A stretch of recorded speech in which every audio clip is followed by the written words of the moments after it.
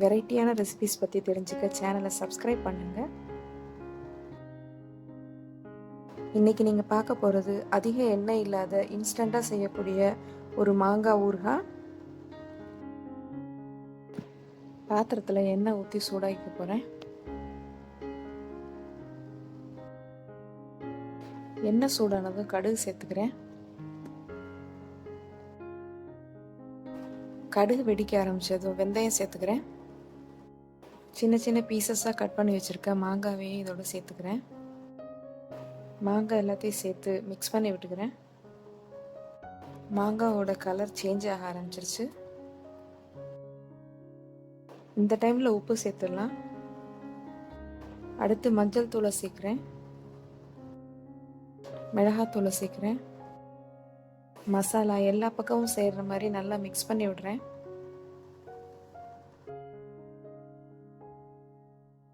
சர்க்கரையை இதோட சேர்த்து கலந்து விட்டுக்கிறேன். சர்க்கரை சேர்த்து கொஞ்ச நேரத்திலேயே மாங்காய் எல்லாம் சேர்ந்து மசாலாவோட வெந்து சுருண்டு வரும். தயிர் சாதம், வெரைட்டி ரைஸ்னு எல்லா சாதத்துக்கும் நல்ல சைட் டிஷ் இது.